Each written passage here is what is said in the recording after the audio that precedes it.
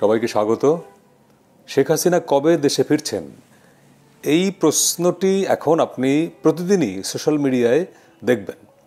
এবং দেশের বাইরে থেকে কিছু ইউটিউবার এবং আরও স্পেসিফিকভাবে আমি যদি বলি যে পশ্চিমবঙ্গের কিছু সকল্ড সাংবাদিক, বা তাদের মধ্যে কেউ কেউ হয়তো আসলেই সাংবাদিক, কিন্তু তারা এখন ইউটিউবে এসে এমনভাবে অঙ্ক কষে দিচ্ছেন যেন শেখ হাসিনা কালকেই চলে আসছেন দেশে। আসলে এটা এত সহজ। আমি বেশ কয়েকটি কন্টেন্ট সাম্প্রতিক সময় দেখলাম এবং সেখানে তারা বলার চেষ্টা করছেন যে শেখ হাসিনা 23শে মার্চ থেকে 26শে মার্চের মধ্যে বাংলাদেশে আসবেন এবং তিনি আবার প্রধানমন্ত্রীর চেয়ারে বসবেন। প্রথমত কথা হচ্ছে যে এটি অ্যাবসার্ড আইডিয়া, এটা সম্ভব না। এটা সম্ভব না নানা কারণেই। কেন সম্ভব না আমি সেটি একটু ব্যাখ্যা করি আপনাদেরকে। যে শেখ হাসিনা স্বাভাবিক হিসেবে, স্বাভাবিক নিয়মে বাংলাদেশে আসতে পারবেন না। তিনি যদি এখন আসেন বাংলাদেশে, তাহলে তার বিরুদ্ধে যেহেতু এখন বিচার চলছে, তিনি প্রথমত অ্যারেস্ট হবেন, বিমানবন্দর থেকেই অ্যারেস্ট হবেন, এটা তিনিও জানেন। ফলে তিনি স্বাভাবিকভাবে বাংলাদেশে আসবেন না, নিজের উদ্যোগে আসবেন না। আবার তাকে ফেরত আনাও যাবে না। ফেরত আনাও যাবে না কেন? যে ভারত সরকার তাকে কিন্তু ফেরত দেবে না। কারণ শেখ হাসিনাকে ফেরত পাঠানো মানেই হচ্ছে তাকে বিচারের মুখোমুখি করা, এবং তার বিরুদ্ধে যেসব অভিযোগ ট্রাইব্যুনালে আনা হয়েছে সেসব অভিযোগের যদি প্রমাণ হয় তাহলে তার সর্বোচ্চ শাস্তি হবে, মৃত্যুদণ্ড হবে। এবং এই সরকার যদি ক্ষমতায় থাকে তাহলে তারা সেই মৃত্যুদণ্ড কার্যকর করে ফেলবে। সুতরাং সেই রিস্ক ভারত নেবে না। ভারত কোনোভাবেই শেখ হাসিনাকে বাংলাদেশে ফেরত পাঠাবে না, কারণ শেখ হাসিনা ভারতের কাছে একদম পরীক্ষিত, তাই না? এটি অস্বীকার করবার কোনো কারণ নেই। তাহলে শেখ হাসিনা নিজের উদ্যোগেও আসবেন না এই সরকার যতদিন ক্ষমতায় থাকবে, এবং ভারতও তাকে ফেরত পাঠাবে না। তাহলে যারা মনে করছেন যে শেখ হাসিনা 23 থেকে 26শে মার্চের মধ্যে কিংবা অন্য কোনো সময়ে কোনো এক রাতে বাংলাদেশে ঢুকে পড়বেন, সেটা কিভাবে সম্ভব?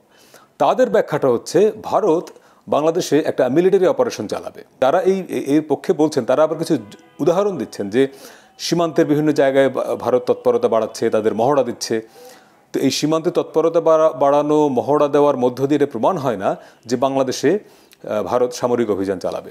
মনে রাখতে হবে যে ভারত রাষ্ট্র হিসেবে যত বড়ই হোক, তার সামরিক শক্তি যত বড় হোক, সে পরমাণু শক্তিধর হোক, তা 100 কোটি লোকের দেশ, অনেক কিছু আমরা বলতে পারি। অর্থাৎ ভারত আয়তনে, ক্ষমতায় যত বড়ই হোক বাংলাদেশের তুলনায়, যখন সে আর একটা দেশের উপরে সামরিক অভিযান চালাবে, সেই সামরিক অভিযানের অর্থ হচ্ছে যুদ্ধ শুরু হওয়া। তো বাংলাদেশে সামরিক অভিযান যদি ইন্ডিয়া শুরু করে, বাংলাদেশ বসে থাকবে? বাংলাদেশ সেনাবাহিনী, বিজিবি, বাংলাদেশের সরকার কি বসে থাকবে? তখন একটা যুদ্ধ তৈরি হবে। আমার যেটা মনে হয়, ভারত আসলে যুদ্ধে জড়াবে না। ভারত যুদ্ধে জড়াবে না এইখানে বাংলাদেশের সঙ্গে, অন্তত নানা কারণে। কারণ আপনাকে মনে রাখতে হবে যে বাংলাদেশ জিও পলিটিক্যালি অত্যন্ত গুরুত্বপূর্ণ একটা জায়গায়, বঙ্গোপসাগরের পাশে মিয়ানমার, এবং বাংলাদেশে চায়না, ইন্ডিয়া, আমেরিকা প্রত্যেকের ইন্টারেস্ট আছে। এবং বঙ্গোপসাগরের কারণে এই বাংলাদেশে পুরোপুরি নিয়ন্ত্রণ নিতে না পারলেও বাংলাদেশের সঙ্গে সুসম্পর্ক বজায় রাখাটা প্রত্যেকের জন্য জরুরি, তাই না? তাহলে ভারত যদি বাংলাদেশের উপরে যুদ্ধ চাপিয়ে দেয়, ভারত যদি বাংলাদেশের সত্যি সামরিক অভিযান শুরু করে, তাহলে আপনাকে মনে রাখতে হবে যে এই রিজিয়নে ভারতের প্রতিদ্বন্দ্বী চীন বাংলাদেশের পাশে এসে দাঁড়াবে। চীন যদি তখন অরুণাচলে বা ইন্ডিয়ার সঙ্গে চায়নার যেসব সীমান্তে ঝামেলা, সেইখানে চীন যদি অ্যাটাক করে, তখন কি হবে? তখন কিন্তু যুদ্ধটা হয়ে যাবে আরও বিস্তৃত। তখন কিন্তু ইন্ডিয়াকে চায়নার সঙ্গে যুদ্ধ করতে হবে। তৃতীয়ত, বাংলাদেশে এবং ইন্ডিয়ায় আমেরিকার যেহেতু ইন্টারেস্ট আছে, এবং এই অঞ্চলে চায়নার আধিপত্য খর্ব করবার জন্য বা চায়নার আধিপত্য নিয়ন্ত্রণে রাখবার জন্য আমেরিকার সবচেয়ে বেশি প্রয়োজন হচ্ছে ইন্ডিয়াকে। যে কারণে ভারতের সঙ্গে আমেরিকার একটা সুসম্পর্ক সবসময় আমরা দেখি। তাহলে ভারত যদি বাংলাদেশে আক্রমণ করে, তারপরে চীন যদি ভারতে আক্রমণ করে, আমেরিকা তখন যদি ভারতের পক্ষ নেয়, তখন আপনি বোঝেন অবস্থাটা কী দাঁড়াবে। ফলে আমার যেটা মনে হয়, এই সময়ের পৃথিবীতে আমরা যদি মধ্যপ্রাচ্যের গাজা এবং ইউক্রেন, রাশিয়ার হিসাবটা আলাদা রাখি, এগুলোকে ব্যতিক্রমী ঘটনা যদি রাখি, এখন কিন্তু পৃথিবীর কোনো বড় শক্তি যুদ্ধে যেতে চায় না। কারণ যুদ্ধের কনসিকুয়েন্স তারা সবাই জানেন। যেহেতু আওয়ামী লীগ ভারতের দীর্ঘদিনের পরীক্ষিত বন্ধু এবং একটা দ্বিপক্ষীয় সম্পর্ক তাদের সঙ্গে ছিল, ফলে এই যে 5ই আগস্টের অভ্যুত্থানের মধ্য দিয়ে আওয়ামী লীগের পতন হওয়াটা ভারতের জন্য একটা অসম্মান বা ভারতের একটা পরাজয়, এরকম অনেকে বলেন। তাহলে ভারত কি করতে পারবে আসলে? ভারত কি চাইবে? আমার যেটা মনে হয়, ভারত আসলে চাইবে যে আওয়ামী লীগকে পুনর্বাসন করা, এবং সেটা গণতান্ত্রিক উপায়ে। সেটি কি হতে পারে? অন্তর্বর্তী সরকারের উপরে তারা চাপ প্রয়োগ করবে এবং এই চাপ প্রয়োগটা তারা করবে আমেরিকাকে সঙ্গে নিয়ে।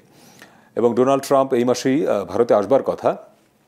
তো ট্রাম্প এবং মোদি হয়তো একটা বিষয়ে একমত হবেন বা সমঝোতায় পৌঁছাবেন, ঐকমত্যে পৌঁছাবেন যে আগামী নির্বাচনটি যাতে ইনক্লুসিভ হয়, বাংলাদেশে ইনক্লুসিভ হয় মানে সেখানে যাতে সমস্ত দল অংশগ্রহণ করতে পারে, এমনকি আওয়ামী লীগও যাতে অংশগ্রহণ করতে পারে। অর্থাৎ এই প্রসেসের মধ্য দিয়ে হয়তো ভারত যেতে চাইবে যে যাতে করে আওয়ামী লীগকে নির্বাচনের মাঠে রাখা যায়, যাতে করে আওয়ামী লীগকে একদম নির্মূল করে দেয়া না হয়, এবং সেই গণতান্ত্রিক প্রসেসের মধ্য দিয়ে ভবিষ্যতে কখনো যদি রাজনৈতিক সরকার ক্ষমতায় আসে, তারপরে পরিস্থিতি কখনো যে অনুকূল হয়, তখন কিন্তু শেখ হাসিনার বাংলাদেশে আসাটা হয়তো পরিস্থিতি তৈরি হবে। কিন্তু সেটা আমার কাছে মনে হয় না, খুব স্বাভাবিক না। আপনি মনে রাখবেন একটা বিষয় যে 1975 সালে 15 আগস্ট বঙ্গবন্ধু সপরিবারে নিহত হওয়ার পরেও শেখ হাসিনার বাংলাদেশে ফিরতে 6 বছর সময় লেগেছে প্রায়। 75-এর ঘটনার পর 1981 সালে বাংলাদেশে এসেছেন তিনি। সেখানে ভারতের একটা বড় ভূমিকা আছে। কিন্তু এখন শেখ হাসিনার আসা আরও কঠিন। সেই 75 থেকে 81 সময়কালের চেয়েও এখন তার জন্য সময়টা আরও ক্রিটিক্যাল। তো ওই সময়ও ভারত তো বাংলাদেশে শেখ হাসিনাকে তাৎক্ষণিকভাবে ঢুকিয়ে দেয়নি, তাই না? সেই রিস্ক ভারত নেয়নি। এখনও ভারত এরকম কোনো রিস্ক নেবে, সামরিক অভিযান চালু করে দেবে, সামরিক অভিযান করবে, যুদ্ধ চাপিয়ে দেবে, এটা আমার কাছে মনে হয় না। এটা যারা বলেন তাদের এটা উর্বর মস্তিষ্কের কল্পনাপ্রসূত চিন্তা। এটা হয় না। এখন বিশ্বের কূটনীতি, পররাষ্ট্রনীতি এভাবে চলে না। এখন যুদ্ধটা হয় সাইবার, এখন যুদ্ধ হয় বাণিজ্যিক। এখন ভারত বাংলাদেশের উপরে বাণিজ্যিক চাপ তৈরি করতে পারবে।